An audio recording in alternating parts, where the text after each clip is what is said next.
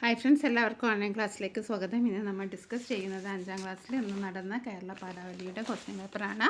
അപ്പോൾ നമുക്കൊന്ന് question paper നോക്കാം. ആദ്യത്തെ മൂല്യനിർണ്ണയ പ്രവർത്തനങ്ങൾ 6 പ്രവർത്തനമുണ്ട്. അതിൽ 5 എണ്ണം എഴുതിയാൽ മതി. ആദ്യത്തെ പ്രവർത്തനം നമുക്ക് നിർബന്ധമാണ്.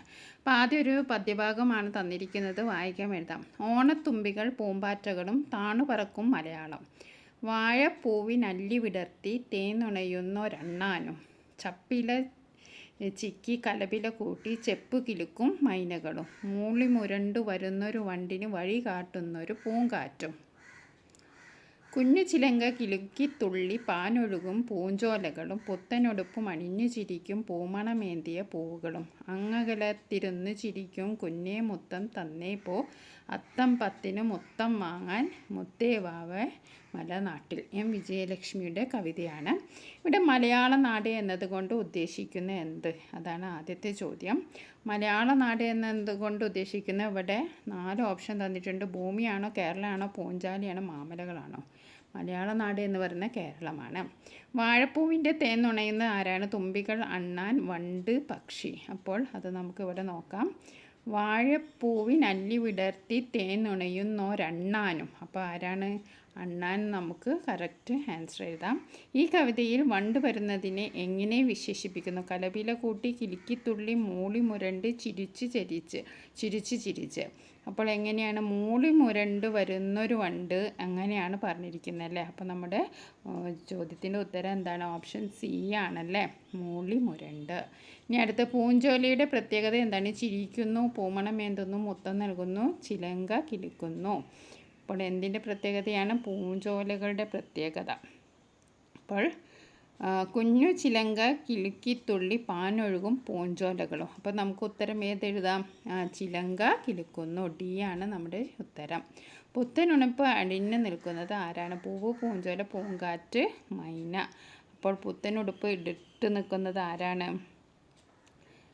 പുത്തനുടുപ്പും അണിഞ്ഞു ചിരിക്കും പൂമണമേന്തിയ പൂവുകൾ. അപ്പോൾ നമുക്ക് പൂവുകൾ എന്നെഴുതാം.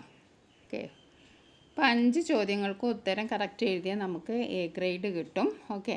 ഇനി നമുക്ക് ജീവചരിത്രക്കുറിപ്പ് തയ്യാറാക്കാനാണ്. ആരെക്കുറിച്ചാണ്? കുഞ്ചൻ നമ്പ്യാരെ കുറിച്ചാണ്. നർമ്മത്തിൽ പൊതിഞ്ഞ സാമൂഹ്യ വിമർശനം, പാലക്കാട് കിള്ളിക്കുരിശി മംഗലം, തുള്ളപ്രസ്ഥാനം, ഗതികെട്ട പുലിപുല്ലും തിന്നും, ദീപസ്തംഭം, മഹാചര്യം, ജനകീയ കവി, ഫലിത സമ്രാട്ട്, കൃതികൾ, ഘോഷയാത്ര, കല്യാണ സൗഗന്ധികം, സഭാപ്രവേശം. അപ്പോൾ കൂടുതൽ കാര്യങ്ങൾ കൂട്ടിച്ചേർത്ത് കുഞ്ചൻ നമ്പ്യാരുടെ ജീവചരിത്ര കുറിപ്പ് തയ്യാറാക്കുക. പിന്നെ പ്രാചീന കവിയത്രയത്തിൽ പെടാത്തതാര്? അപ്പോൾ ആരാണ്? ആശാൻ ഉള്ളൂർ വള്ളത്തോൾ. അപ്പോൾ ഇവിടെ പ്രാചീന കവിത്രയത്തിൽ പെടാത്തത് വള്ളത്തോളാണ്.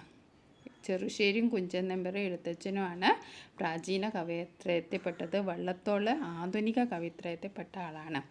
ഓക്കെ. നമുക്ക് കുഞ്ചൻ നമ്പ്യാരെ കുറിച്ച് എഴുതാം. 1705 1770 ജനനവും മരണവും ഉള്ള വർഷമാണ്. തുള്ളൽ പ്രസ്ഥാനത്തിൻ്റെ ഉപജ്ഞാതാവായ കുഞ്ചൻ നമ്പ്യാർ 18ാം നൂറ്റാണ്ടിലാണ് ജീവിച്ചിരുന്നത്. സാമൂഹിക വിമർശനം, നിശിതമായ ഫലിത പരിഹാസങ്ങൾ, കേരളീയത, സാധാരണക്കാരൻ്റെ ഭാഷ, നാടൻ ചൊല്ലുകൾ, ലോകോക്തികൾ എന്നിവയാണ് നമ്പ്യാർ കവിതകളുടെ മുഖമുദ്രകൾ. തുള്ളൽ പ്രസ്ഥാനത്തിൻ്റെ ഉപജ്ഞാതാവായ നമ്പ്യാരെ ജനകീയ കവി, കവിത ചാട്ടവാറാക്കിയ കവി എന്നിങ്ങനെ വിശേഷിപ്പിക്കുന്നു. ഇനി അദ്ദേഹത്തിൻ്റെ പ്രശസ്തമായ ഉദ്ധരണികളാണ് ഗതികെട്ട പുലിപുല്ല് തിന്നും, ദീപസ്തംഭം, മഹാശ്ചര്യം. അതേപോലെപ്പെട്ട പ്രധാനപ്പെട്ട കൃതികളാണ് ഘോഷയാത്ര, കല്യാണ സൗഗന്ധികം, സഭാപ്രവേശം, കീചകവധം. ഓക്കെ. ഇത്രയും കാര്യങ്ങളൊക്കെ നിങ്ങൾക്ക് എഴുതാം. ഇനി അടുത്തതൊരു സംഭാഷണമാണ്. കിള്ളിയാർ കാവൽ കിടന്ന കുടിലിനുള്ളിൽ അമ്മൂമ്മയും പെരുമ്പാമ്പും മറ്റാർക്കും മനസ്സിലാവാത്ത ഭാഷയെ പരസ്പരം സംസാരിച്ചു കൊണ്ടിരുന്നു. അവർ സംസാരിച്ച കാര്യങ്ങൾ എന്തെല്ലാമായിരിക്കും? സങ്കല്പിച്ചിരിക്കുക. ഇപ്പോൾ കിള്ളിയാർ കാവൽ കിടന്ന കുടിലിനുള്ളിൽ അമ്മൂമ്മയും പെരുമ്പാമ്പും ഉണ്ടായിരുന്നു. അവർ തമ്മിലുള്ള സംഭാഷണം. അപ്പോൾ നിങ്ങൾക്ക് കുശലാന്വേഷണങ്ങൾ എന്തൊക്കെയാണെന്ന് നിങ്ങൾക്ക് എഴുതാം. ഏകദേശം 5 ലൈനെങ്കിലും വേണം. അതാണ് നമുക്ക് സംഭാഷണത്തിന്. അപ്പോൾ അനുയോജ്യമായിട്ടുള്ള ഭാഷ ഉപയോഗിക്കണം.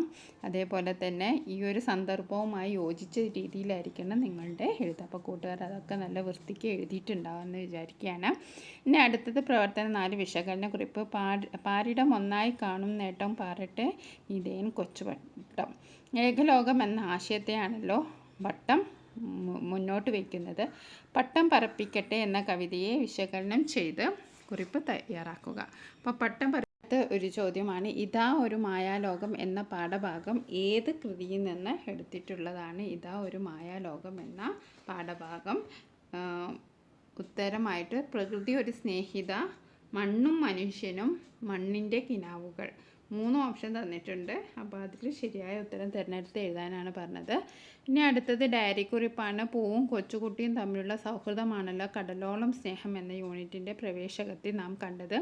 പൂവും കുട്ടിയും തമ്മിൽ ധാരാളം കഥകൾ പങ്കുവച്ചു. പിറ്റേ ദിവസം രാവിലെ പൂവ് കൊഴിഞ്ഞു കിടക്കുന്നു കണ്ടു. അത് അവളെ സങ്കടപ്പെടുത്തി. അന്നേ ദിവസം അവൾ എഴുതാനുള്ള ഡയറി കുറിപ്പ് തയ്യാറാക്കാനാണ്. അപ്പോൾ ഡയറി കുറിപ്പ് എഴുതുമ്പോൾ നിങ്ങൾ ആദ്യം എന്താ എഴുതേണ്ടത്? തീയതി എഴുതണമല്ലോ, ദിവസത്തിൻ്റെ പേര് എഴുതണം. പിന്നെ ഒരു സെൻറ്റൻസ് എനിക്ക് മറക്കാനാവാത്ത ദിവസമായിരുന്നു എന്ന് തുടങ്ങിയിട്ട് പിന്നെ നിങ്ങൾ ഈ ഒരു സന്ദർഭവുമായി ബന്ധപ്പെട്ട് ഉചിതമായ ഭാഷ ഉപയോഗിച്ച് ഡയറി കുറിപ്പ് പൂർത്തിയാക്കുക.